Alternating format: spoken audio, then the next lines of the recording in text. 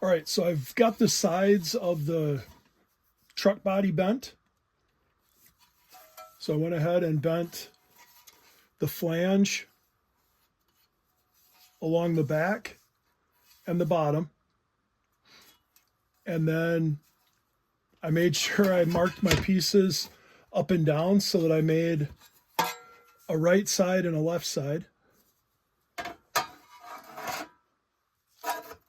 And I went ahead and I cut an angle relief cut in the back here so that this would not overlap or hit when I tried to fold it. So that worked out well. I've just got a groove across here. The way my back piece fits on here, I will have a little gap showing right here. So I'll go ahead and I'll MIG that in, or I'll TIG it in and clean it up so that won't be noticed. And then the back piece, I waited until I had these bent and to punch the holes. I double checked my measurements and just held it up and made sure all my lines were lining up. And then I went ahead and punched the holes. One thing about the hole puncher I'm using, again, it's this tool. It's available on Amazon. They're like $40. It's well worth it if you're doing custom stuff like this. It's fantastic. The punch sizes in here is a 5/32. So an 832 bolt or machine screw is 5/32 in diameter. So when I put these in the holes, it's a tight fit. And when you're lining up and pressing them through two thicknesses of metal, you've got to be very precise in order for them to go through. So in the future, and I don't know, I might remake these sides and possibly even remake the back piece. I haven't decided for sure yet, but for right now, I'm going to keep going with this just to use it as my test body here. But the next size up in the punch is a 3/16.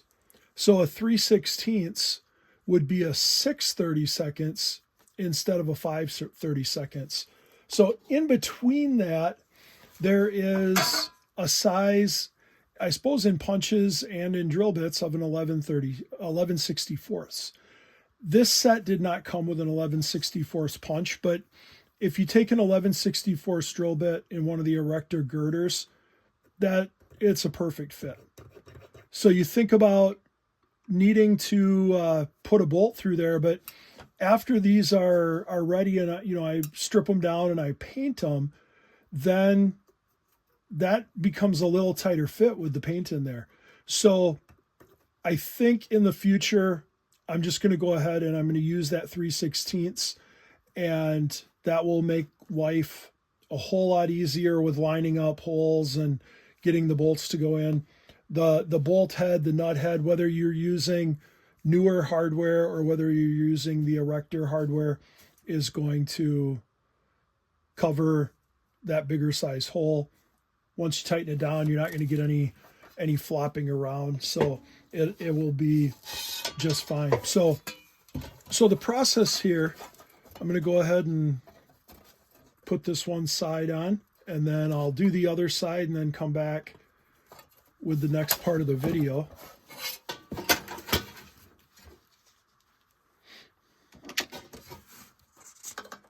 And all the measuring I did ahead of time, just thinking through my fasteners, paid off just fine. Here, I'll show you.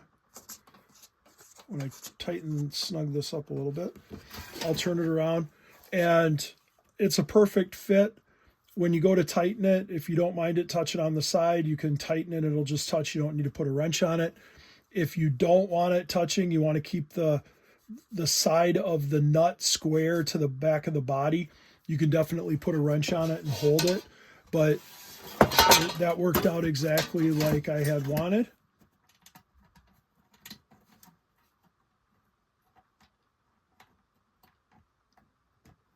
And this is what I mean about the going through the two thicknesses of the metal. You have to use the screwdriver to help it through.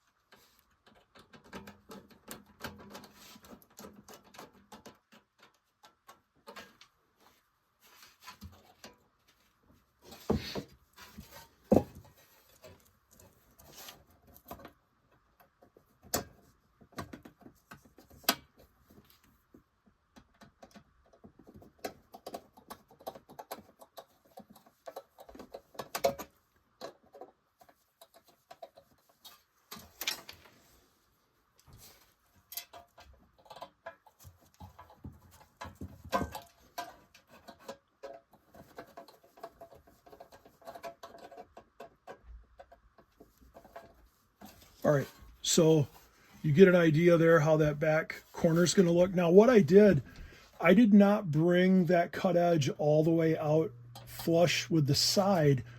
I left it in just a little bit, and I think that gives a better look, and I think just much nicer. So that's something also to think about. The other thing I'm thinking, and the reason I might remake the body, my door openings is this line right here, and it comes up and over. I know it looks like it goes further over here, but that's just one of my measurement lines.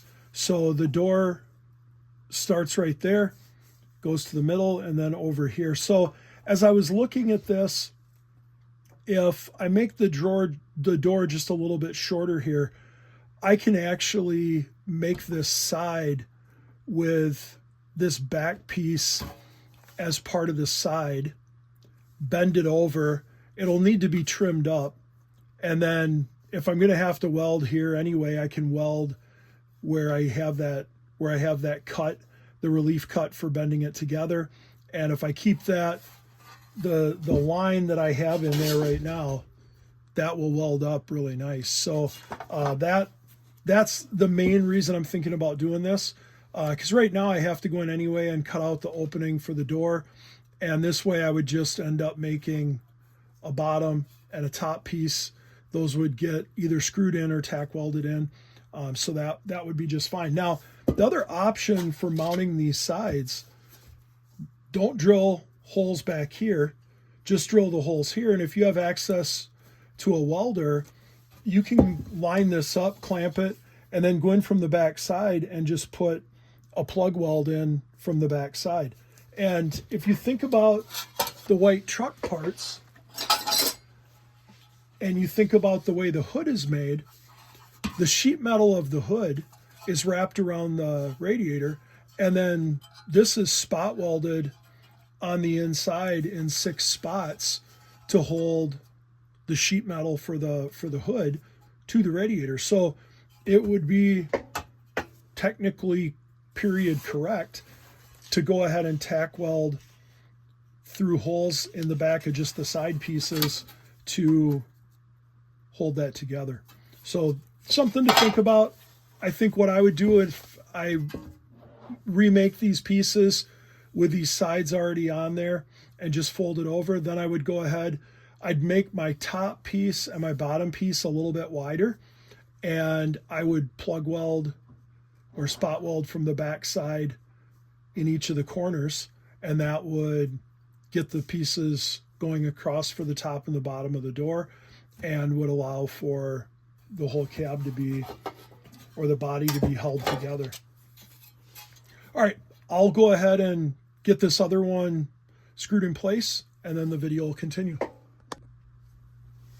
All right, so I have the back piece of the body screwed in with 6 of the screws. These other 4 holes, they're off just a tiny bit. So I tried to be very precise on my marking, and I'm just off a little bit.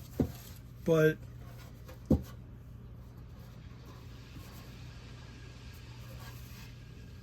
it's the way the body looks. Definitely looks better where it doesn't have the paper with all the extra lines in place. And so what I do now is I have my cordless drill here. I've got the 5/32 drill bit in, and I can go ahead and just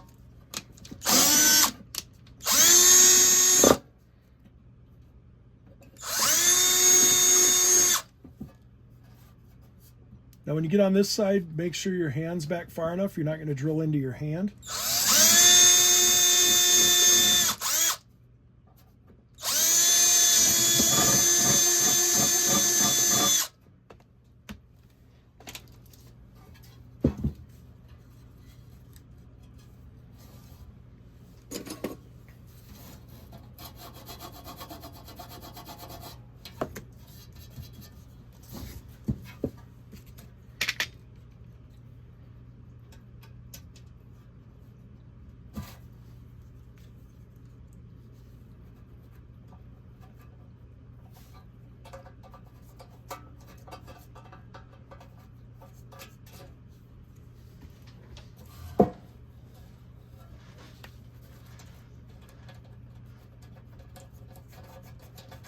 Now I did take the time after I cut these pieces, I did file all the edges, I made sure I didn't have any burrs and that things were smooth. All right, so there's all the bolts put in the back of the body. The measuring and the bending actually turned out pretty well. It sits nice and flat. Everything looks lined up real nice like I had wanted. I'm off a little bit. I've got a little bit bigger gap here than I do here, but that can be cleaned up.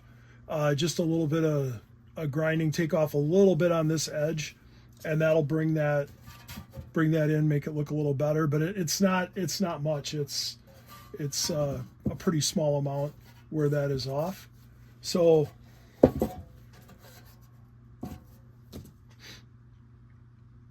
next step is going to be getting the chassis ready to go. And as you know, I've been doing some layout with the chassis. So I have an idea for the chassis, and I'll share that in the next video about a way to do the chassis.